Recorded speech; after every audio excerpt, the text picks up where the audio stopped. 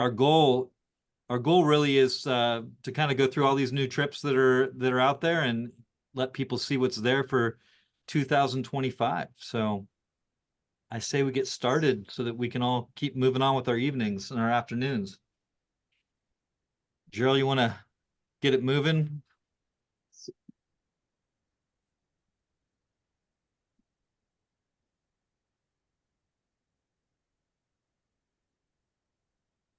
Yeah, so we've got a couple of trips that we want to walk through. Some of our trips we've done in the past, and then some are going to be brand new trips that we've never done with signature groups before. And so kind of the format we want to go through is give you the dates, the places, walking intensity or level of physical intensity, and then just a few highlights of the trips. We won't go through the full itinerary. Those are available online, but just a few of the highlights and maybe reasons why you would go to one of these places and the key portions of scripture that we'll be diving into while we're there. And the first place we're going is Germany. And so Richard Liverance is going to cue us up and talk a little bit about Germany. And then as you have questions along the way, feel free to put those in the chat. And this is the only trip we're going to highlight that's in 2024. Everything else will be a 2025 highlight. And we will also be sharing the cost of trips unless they have not been priced yet. We'll try to give everybody the best we can, an overview of estimated costs of what we'll be looking at. So let's start with this. This is exciting. Rich, this was kind of your baby. So why don't you talk us through it a little bit? Yeah, we're very excited about this trip. It's a new venture for us, really, that we'd love to see develop and see if we can fill this trip. We already have, I think, almost 20 people signed up on this trip. There's room for more to join us on September 11 through 19, this coming September.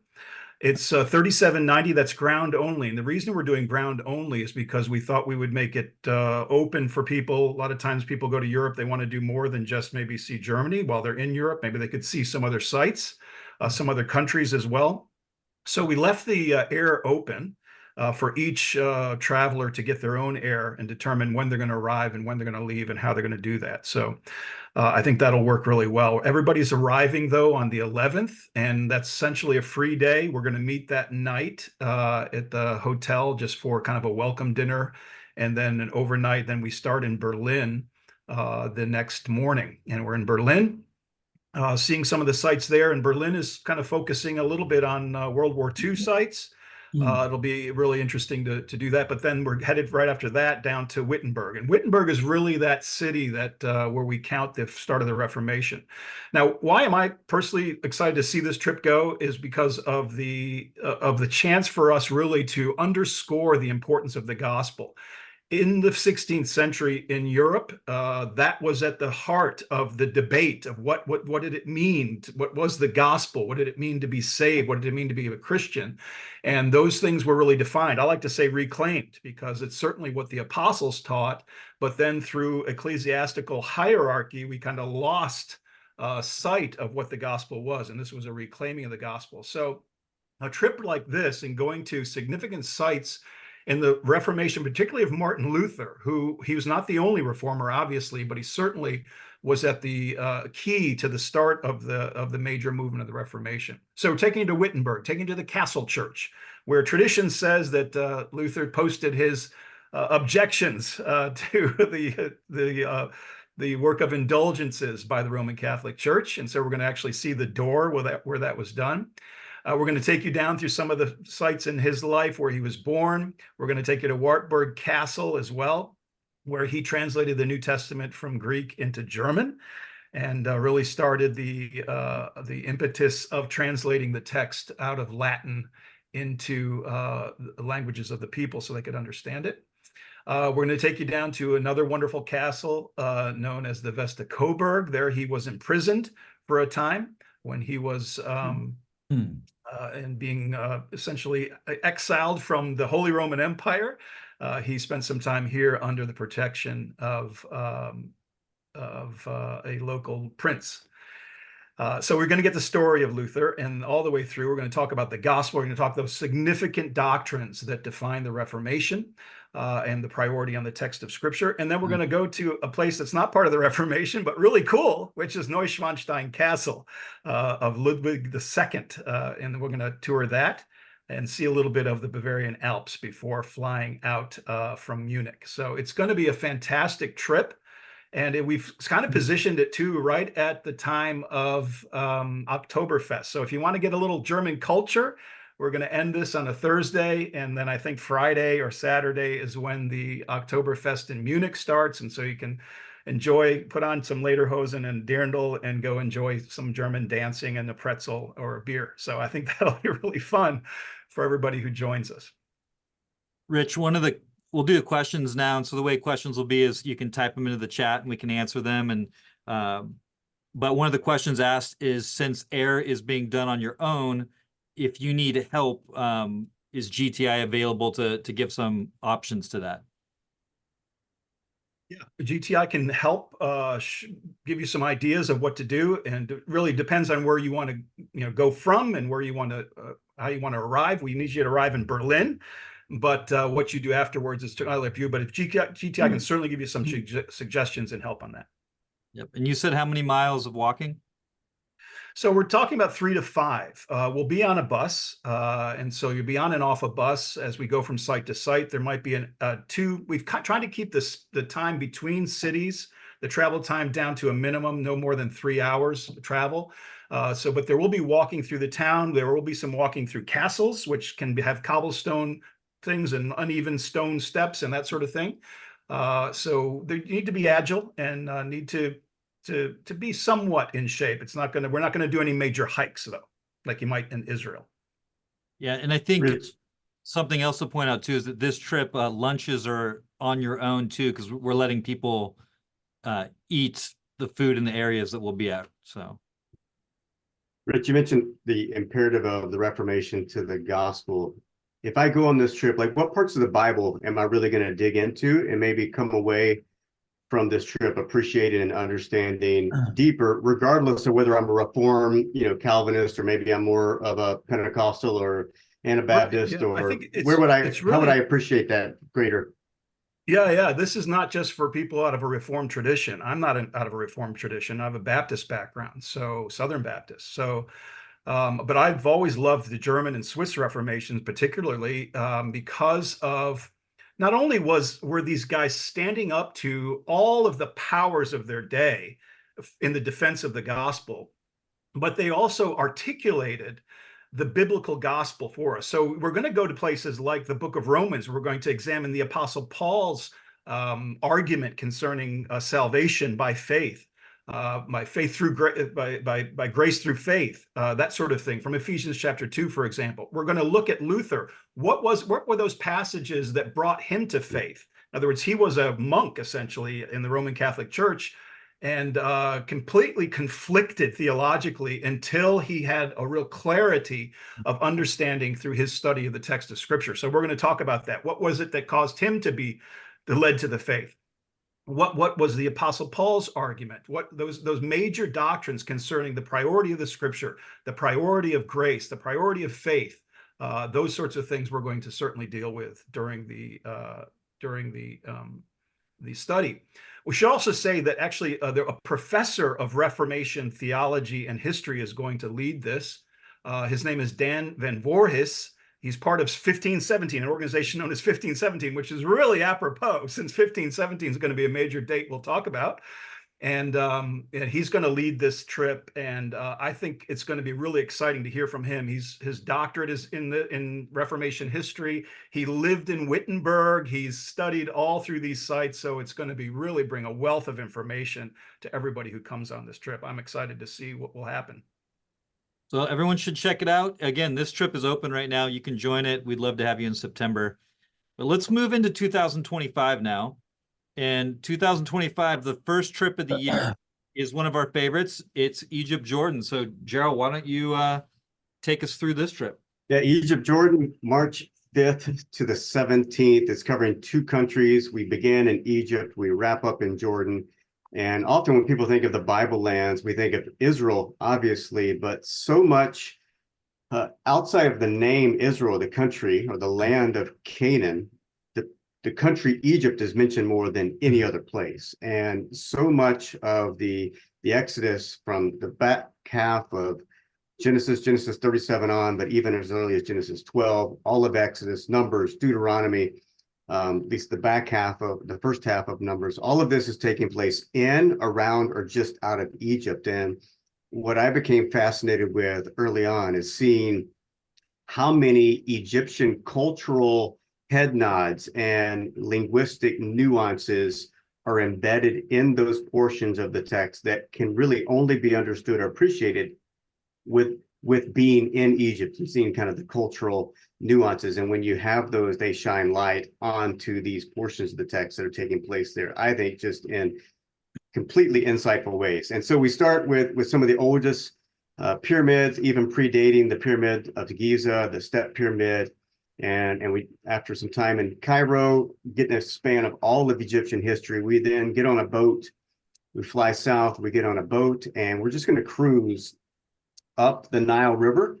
And like, there's people often ask me, like, what's your favorite trip? And the obvious answer is like the one I'm on at that time. But being on the Nile is just breathtaking, to see life and death and chaos and order so close together. But we're on this boat, and one of the fun things to do in the afternoon is just sit up around the pool, or on the other side of the deck, there's a covered area. We call it tea time, and just great time in the afternoons to dig deeper in the text and conversations and who was the Pharaoh. Spend time on the Nile. Sunsets on the Nile are pretty much breathtaking.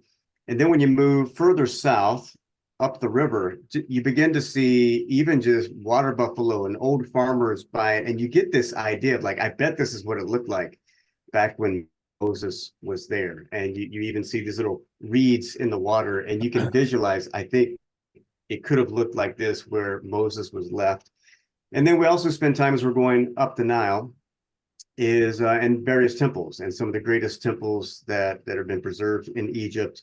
And each of these, some say it's a lot of dates and dead people, others would say it's another temple. And yet each of these temples, they highlight a different nuance of the Egyptian culture that, if we take that in and then pull up the Bible, we can see perhaps new light into what it was like for God to speak into this time and this place. And so we're visiting some places like Luxor, and some fascinating just mortuary temples that are built into the rock. And then after our time in Egypt, we're going to get a chartered plane, and we'll fly across the Sinai Peninsula somewhere around where the children of Israel made their Exodus journey. And then we'll find ourselves in Jordan, South Jordan, near a place called Wadi Rum. It's breathtaking. The sunsets at Wadi Rum are, they're comparable to very, very few other places. It's so special. And so we're continuing to follow biblically Exodus 16 and Exodus 17 and 18 and 19, all the way into the children of Israel moving into this part, preparing themselves to go into the promised land. And as we're making our way up through Jordan, it's only worthwhile to stop off into the country of the Edomites, where Esau's descendants were living and thriving several centuries later. We know it today as Petra. Fascinating first century site from the time of the New Testament. We spend time here, and then we continue to make our way up north in Jordan, and we'll end our trip where Moses was standing looking into the promised land. And it's just a fascinating place to put yourself in Moses's sandals, but also even to reflect on our own lives and what God is calling us into, and the journey where we've come from and the journey where he's leading us to. So Egypt, Jordan, looking at the older parts of scripture from the latter part of Genesis all the way to Numbers, Deuteronomy, and then we do dip into the other parts of the prophets in the New Testament by the time we finish. But that's it. That's a trip. It's one of my favorites. Jared, one of the questions here is, what kind of shape do you got to be in? Like, what's this trip entail? Yeah, pretty much like all the GTI signature trips, we're shooting for 3 to 5 miles. And so the goal is you're getting off the beaten path enough so that you can really kind of put yourself into the culture and the geography, but it may not be quite as intense hiking as some of the other GTI trips. So we're wanting to go walk far enough to make this trip meaningful. So they're necessary hikes. So 3 to 5 miles a day would be kind of the cumulative hike. The biggest day is probably going to be in Jordan at Petra. And, but each of these sites, it's kind of off-road cobblestone paved path, but 3 to 5. We've had folks that are 70 and 80 do it with no problem at all. You are getting on and off. Probably the most difficult part for the Egypt trip, and the most fascinating part, is you're on planes and you're on big boats, and then little boats, and then you're on donkeys and camels and horses, and getting on and off some of these modes of transportation is probably what requires one to be the most physically nimble, but it's doable. So that's as far as the physical intensity part. Anything else? It's the only question I got right there. Sweet. Should we move on? Sure. So in the vein of Egypt and Jordan, we got a place that we fly over in our trip to Jordan, which, Rich, I think you'd be really good to talk about, but Saudi Arabia and Jordan. Yeah, we're excited about this. This is the first time for us. Last year in April, Rich and I went and scouted Saudi Arabia. I've been trying to get into Saudi Arabia for about 15 years. It's always been a place I wanted to go to. There's been a decent amount of writing talking about the fact that Mount Sinai could be in Saudi Arabia. And it's always been a place I wanted to go see. I wanted to go see it for myself. And during COVID, just before COVID, Saudi Arabia finally got to a place where it started having tourist visas, so a tourist could come in. And then COVID happened. But then after COVID, so we tried to go during COVID, it didn't work out. And then after COVID, it opened back up again. And we went and we got a chance to see these sites that couldn't even believe it. Like, you're sitting there reading the Bible, and it's as if a Hollywood movie studio went and built a set and then left it all. So it's pretty amazing. So this is going to be March 16 to 24. We got to go towards still in the winterish times because it gets way too hot out there during the summer. Cost is $4,990. We're going to fly out of Chicago. We're going to land in Amman. So we're going to start in Jordan. And then we are going to make our way, do some stuff in Jordan, head down into Saudi Arabia, and then come back to Jordan. So we'll be doing both Jordan and Saudi Arabia. We'll be doing our land crossings from Jordan in. And you're going to get to see things like the split rock that's there, which this, again, is an amazing. It says inside of the Bible that the rock was hit and it split and water gushed out of it. And so, again, is this the place? You'll get a chance to stand there and see that. We'll be able to open up our Bible and read about it. And we'll be going to places like the Kaf altar that's in Saudi Arabia. We'll be going to a bunch of other locations where we can just open our Bible and read it. And again, whether you believe this is the place or not, we can dive into the text and we will make a case while we're there of why people do believe this is the place, instead of over in the traditional St. Catherine's area in Egypt. So we'll be having a great time there. Again, we'll be going to Petra too. Some stuff that people need to know about is that we don't know exactly how much hiking this trip will be. It all comes down to permissions. If we're allowed to climb some mountains, we're going to. We're going to be riding in 4-wheel drive vehicles to get to these locations because there's not roads there. So the type of person who goes on this needs to be what we call a first adopter, somebody who's like, get me over there, let's give this a try. You might be needing to use the restroom outside because there aren't bathrooms in some of the places we're going to be, but we will be walking around, seeing these things, maybe doing some hiking. At least one night, we're going to be spending the night out in the desert in regular tents. So we'll have the tents brought out for us, and we'll spend the night because there's no hotels near Mount Sinai. So, yeah, really excited about that. But then the rest of the trip, we'll be staying in hotels, and we'll be staying in Wadi Rum. We'll be staying near Petra and having a lot of fun with that. So, Rich, obviously the hiking you said is unknown to some extent. In terms of camping in the desert and things like that, any concerns with safety, level of safety, where there's not a large tourist infrastructure? Yeah, no, we should be great. I always say should because in travel, you never exactly know all the things, but we've got a ground operator who's been working there, and we're setting up even on the tent camping night. Like we've hired a team that's going to come in and set up all of these tents and bring in a chef who's going to cook for us that night. So it's going to be while it'll be a little bit of roughing it, it still won't be roughing it. We even have a trailer that's being pulled in that is like mobile bathrooms. So we're trying to take care of all of those kind of things. Safety's going to be fine. I think your biggest issue is probably that it could be a little cold. So we'll tell people to dress warm as we go be a part of that. I've got a couple of questions, if I may. This is Jack. The type of visa coming into Saudi Arabia, is it what kind of visa do we need for that? I see they have a couple It's a tourist different. visa, and it's like it's not cheap. It's about $150. But Okay. it's good for a year. It's very easy to secure. You secure it online through their through the Saudi Tourism Board website, something like that. You just fill out the information, pay the fee, and you get an immediate response. Do you anticipate having any curriculum or videos prior to the tour? There are videos Mhm. available already of us talking about the sites, but this is a scout trip. So we Okay. scouted once. This is a go try it out trip. We'll probably build curriculum and everything after we run it one or two times. Because we're And trying it out. This is first adopters who want to go see it before it gets commercialized. yeah.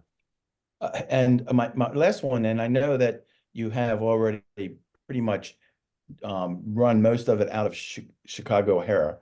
Is it possible to set up an airport in Dulles, which would be a little closer to us? Unfortunately for this trip, no. It'll be out of Chicago because we're taking a limited amount of people. And in All right. order for us to pull a air contract, we got to put it all out of one spot. So Got it. if we reach our minimum numbers, then that could be possible, or you could just do a ground only option and buy your own air. Yeah. This is exciting. I'm looking forward to this. Yeah. Yep. Let's pull up the next one.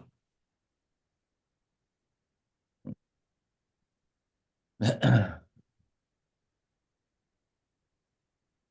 next one, we've got Turkey and we've got Greece, and we're talking April 24th, May 5th, 2025. We don't have the air contracts back, so we don't have the final pricing yet. We're estimating somewhere between 5,300, 5,800. And the level of intensity, we're talking, again, about 3 to 5 miles per day. Some days maybe a little more, some days a little less, but 3 to 5 miles. We're walking around predominantly ancient Roman, Greco-Roman cities. We're talking the 1st century. And so a couple of the key things that we're focusing on biblically, it's emerging of really 2 themes in the New Testament, but it's all New Testament, middle of Acts, all the way to Revelation.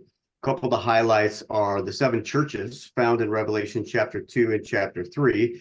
But some of those cities are also places that Paul wrote to. But there's the 7 churches of Revelation, the message that Jesus spoke to those people. So we're looking at that place at that time, understanding the history, the culture, the geography, and then pulling out our Bibles and saying, how can this time and this place and this culture and this geography actually help me understand what Jesus is saying to these people at that time and place, and then ultimately to us in the lives that we're living today. And then right in the middle of the trip, one of the things we're going to do to really help us to understand the churches of Revelation and 1st century imperial worship is we're going to take a boat trip. We're going to charter a boat as just our group, and we're going to take a 4-hour cruise on the Aegean Sea out to the island of Patmos, where historically, or tradition says that John was exiled there as a prisoner, and while he's there, Jesus gives him what we know as the book of Revelation.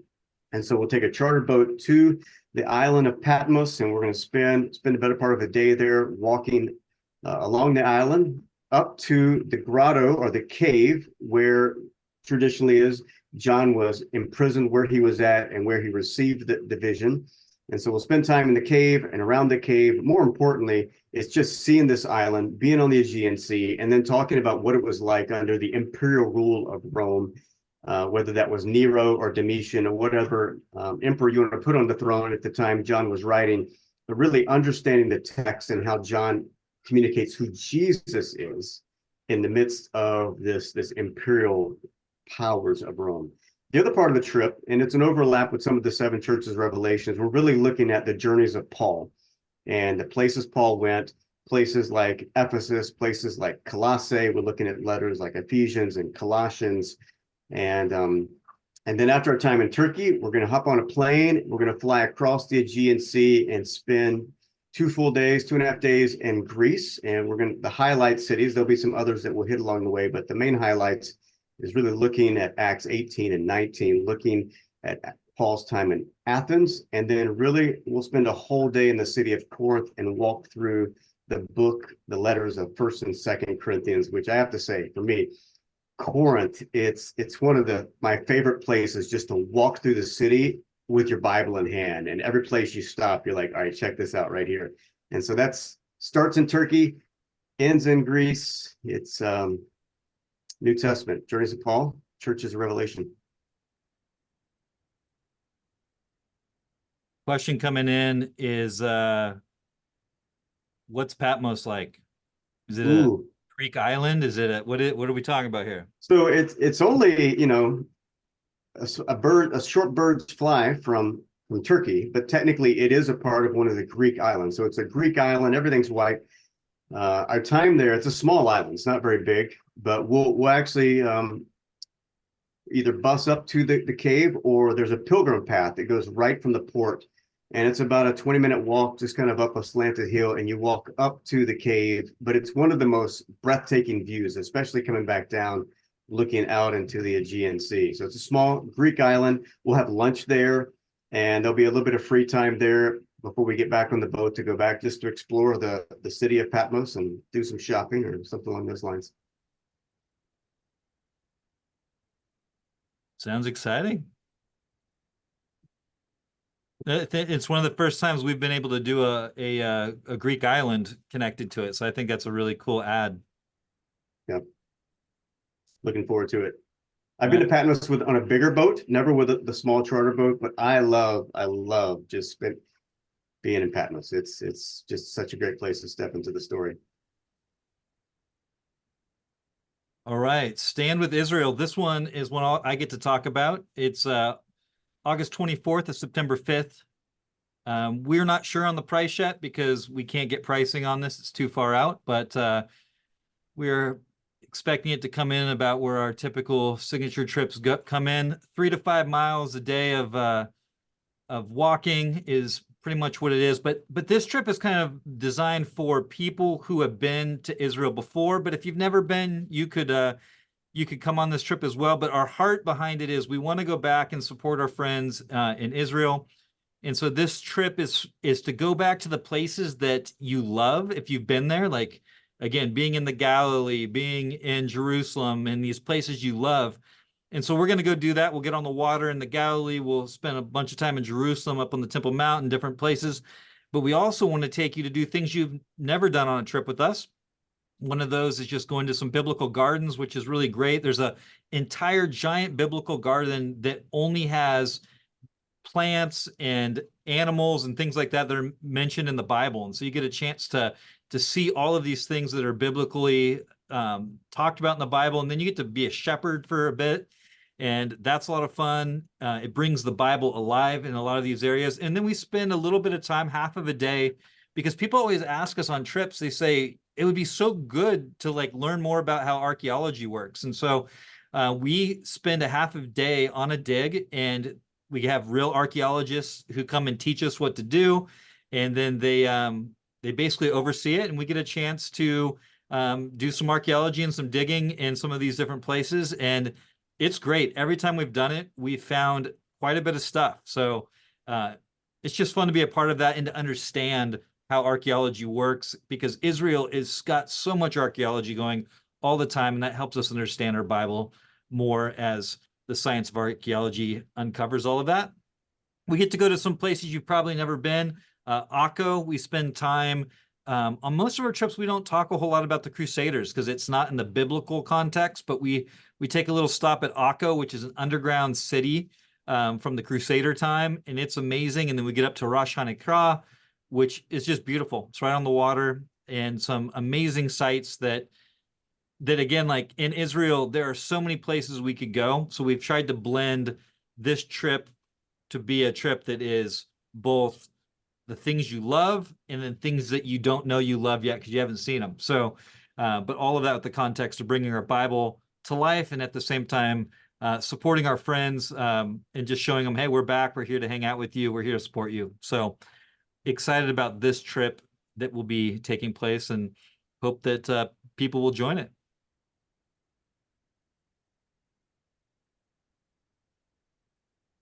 I see one of the questions here is on safety in Israel, and that is a legitimate thing.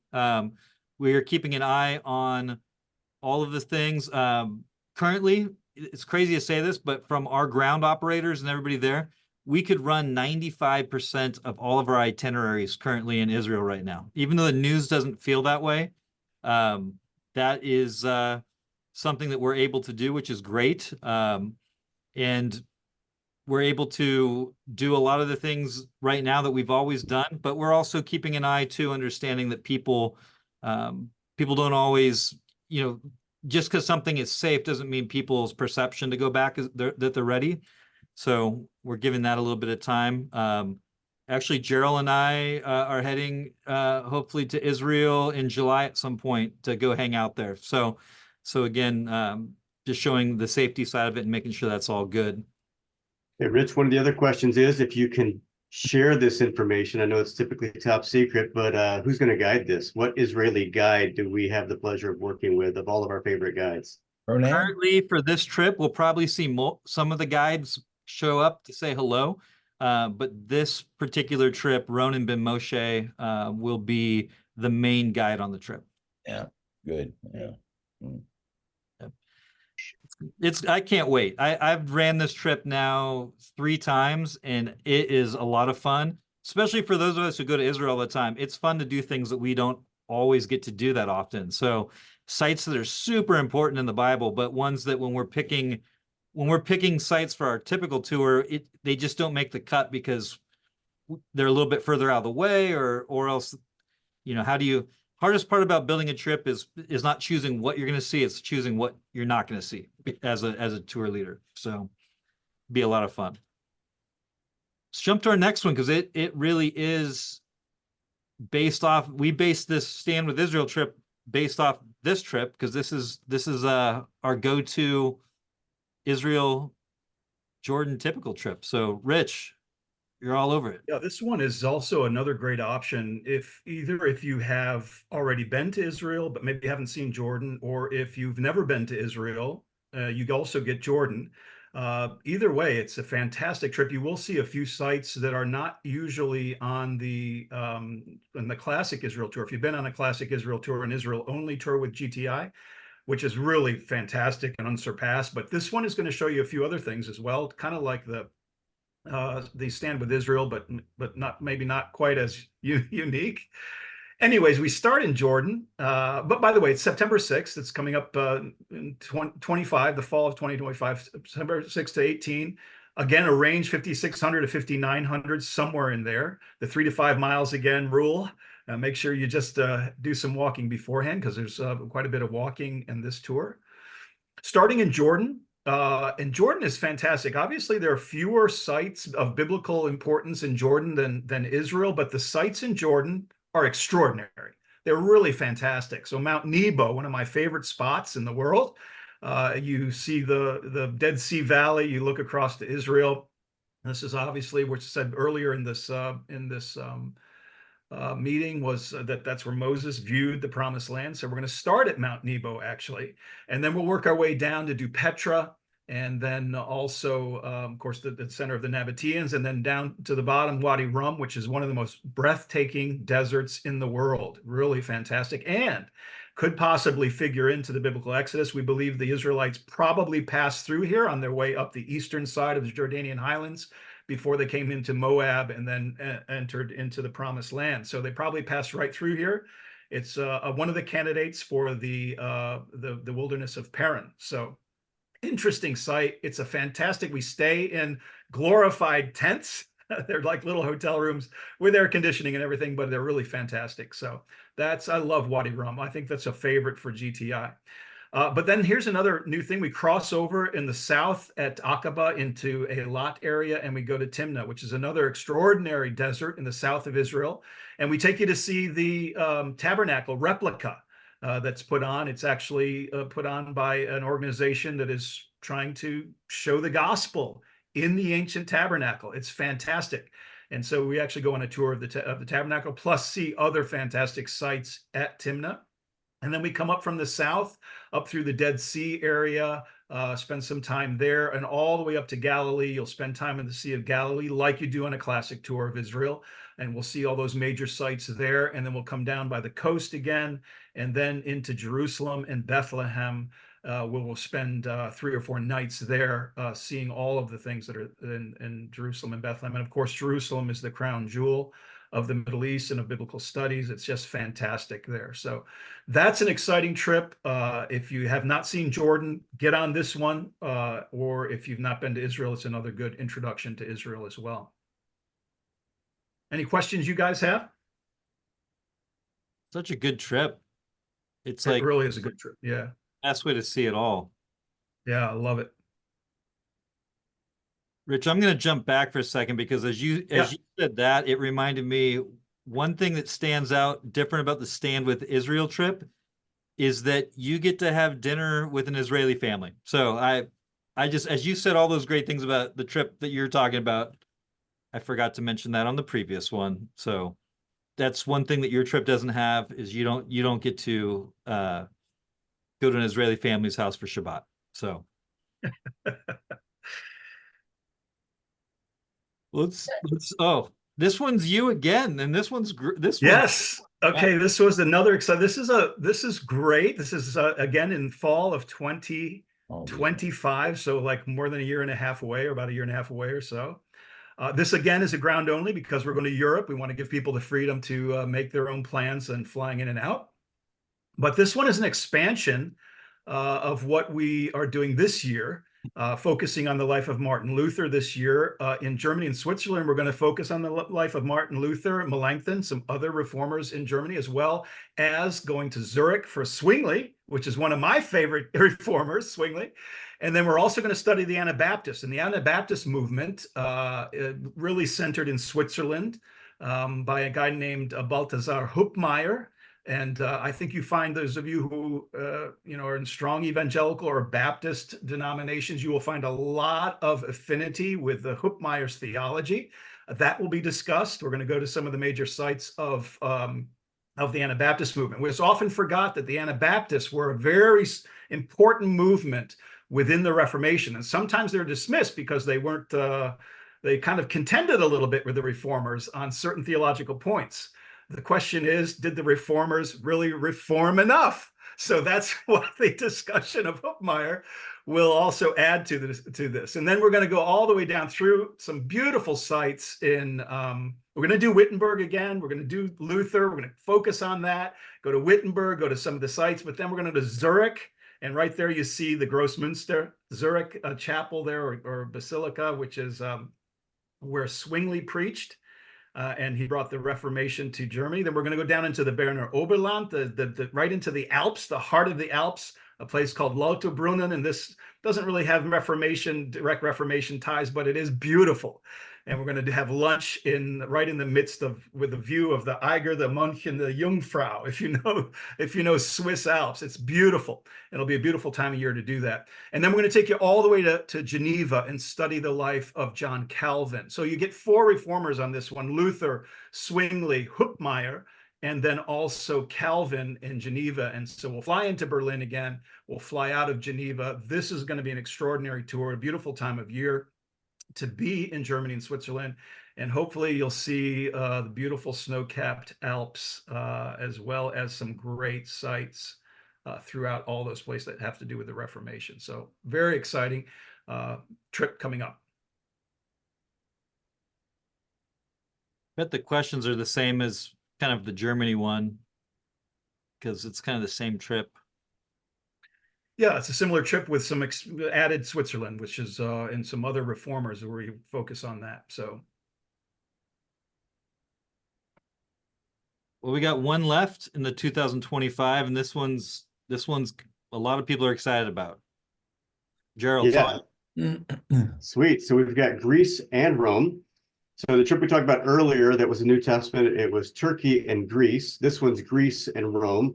There will be a little bit of overlap, the Corinth, the Athens, but this Greece is going to focus on other parts of the country that the other Turkey, Greece didn't focus on. So I'll try to point out some of the differences. We're talking October 15th, October 16th to the 27th, 2025. I don't have the air contract in, but somewhere in the range of 5,700 to 5,900. And then as with the other trips, we're talking about 3 to 5 miles, más o menos, of walking. So we're going to start out in Greece, the ancient Macedonian area. We're talking Acts 16, Acts 17. That's where we're going. We're just tracking with Paul. When Paul comes into Macedonia, he goes right by a little harbor, and then he's going to make his way straight to the city of Philippi, where we have the letter of Philippians. So we're going to be tracking around the city of Philippi with the book of Philippians in hand and just teaching through that book. We're going to spend a whole day on that side of Macedonia, and then we're going to move inland. We're going to follow the order of the book of Acts. Right after Paul leaves Philippi, he stops by a few little cities, but then spends several months, several weeks to several months, we don't know exactly how long, in Thessalonica, however you want to pronounce it, depending on if you want to be first century or modern, but Thessaloniki of the day. And we're looking at the books of First Thessalonians, Second Thessalonians, as well as we're really kind of digging into what shaped the ancient Greco-Roman world. And it really, in some ways, it's got the ball starting here with Philip II, King of Macedon, that unites these little city-states. And then he's got a son by the name of Alexander the Great, who then takes over the world. And Hellenism, these Greek ideals, hit the streets and go everywhere. And so we're going to begin understanding a little bit of the undercurrents of the New Testament and why Paul says the things he does. And Thessaloniki is a brilliant place to do that, because when you look at the book of Philippians, the book of Thessalonians, and then you look at this historical context, the words just pop off the page. Then we're going to move west. We'll follow Paul's journeys into Berea. And then Paul actually is probably going to take a boat and go down south to Athens. We're going to take a bus and stop by a few monastic centers. So we'll move a little bit into church history and look at some of these first Greek monastic monasteries and kind of what was happening in the early church there. And then we'll join Paul down in the south where he's waiting on us in Acts 18 and following. And so we'll go spend a day in Corinth, spend a day in Athens, and then we're going to spend some time at some other really cool places that help us jump into Greek history or maybe Greek mythology a little bit.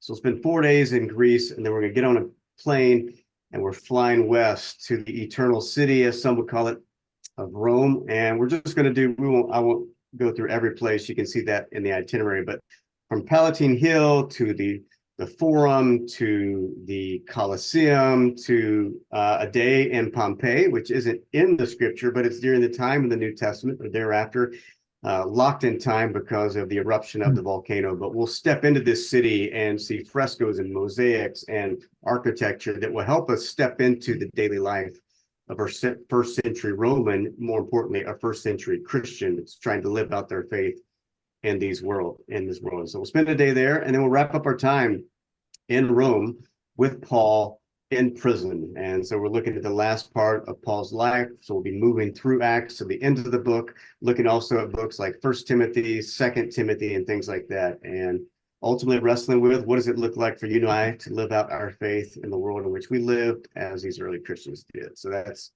starting in Greece and ending in Rome.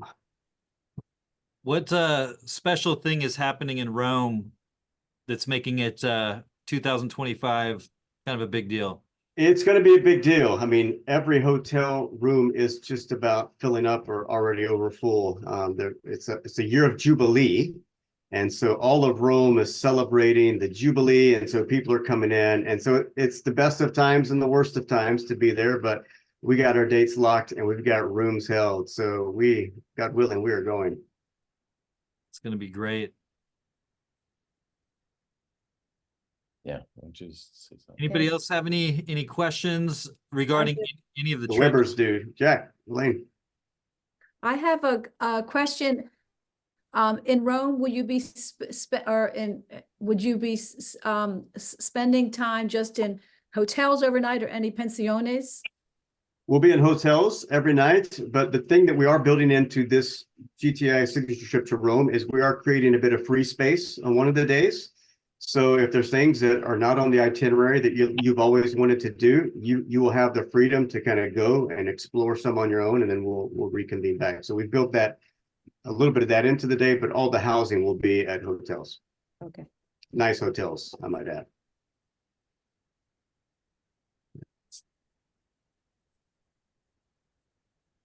When it comes to all the trips, like we were saying, the Germany trip that's happening in 2024, and then Egypt, Jordan, and the Saudi Arabia trip, those ones you can register right now. They have pricing on them that you can get on the registration. All the rest of the trips, we're still waiting to price, but you can go to the landing page or the page for that trip. It's in our signature trips section. And if you click on it, you can see the itinerary, you can learn about the trip. And then there's a place that you can fill out. Basically, it's getting you on a list of people who are interested in the trip. And the way we work that at GTI is if you get on that interest list, once the trip becomes available and priced, we will send an email out to that list, and you'll have 2 weeks to register before we open it to public. So it doesn't guarantee you a spot on the trip, but say there's 50 people who have signed up for that interest list. We'll email all 50 of those people, and those 50 people have the link, or whoever the amount of people are, and they can give it to any of their friends or family that they want to. And there'll be a 2-week period of time before we do a mass publication that it's available and open on our website. So one of the best ways to get priority is just go sign up for that, and then you'll get an email for each particular trip once it opens, and you'll have a chance to register for it before it's made public on our website. And if you ever have questions, let us know at the call us at the office. We love to answer questions. We love to help you be able to get on the right trip. These are just the 7 that we've got that general public can join, and we're excited. We're going to a lot of fun places, and some places that we haven't done before with Saudi Arabia and Germany, and we've got some new openings in our signature line to get us to Rome, which those have been trips that we've done in the past, but not for the signature side. So it's gonna be fun. I'm excited about it. Rich, Gerald, your thoughts? Yeah, it's a fantastic lineup. I'm really excited about the whole thing, and I'm looking forward to seeing it happen. I concur. Well, any other questions before we give you guys your Saturday back? I want to thank you for pulling these trips together. You guys are great. I've always enjoyed every time we've ever gone anywhere, and I've learned so much, and I'm grateful for what you guys do. And I'm looking forward to Rich's book eventually. I got you on my mind, Jack. I got to sit down and begin something. So I'll give you a call. We'll talk about it. And we love, just as people are listening in right now, that's the whole point of the signature line, is that you'd be able to continue your journey of just studying God's word by going to these places to see them. And from our side too, we've just completed pre-trip curriculum now for Turkey, Greece, and we've also finished it for Egypt and Jordan, and we finished it for Israel. So we are working our way through all the trips of building some really great pre-trip curriculum. You will not believe how good the Turkish phrases by one Mr. Rich Liverance. He sounds like he's from Turkey when he teaches you Turkish. So it's pretty great. Well, thanks everybody. It's a pleasure to be able to travel with all of you, and we're excited for the future of doing some more of these, and especially our regulars. We love seeing all of you on trips, so it's a ton of fun. It's like family when we travel.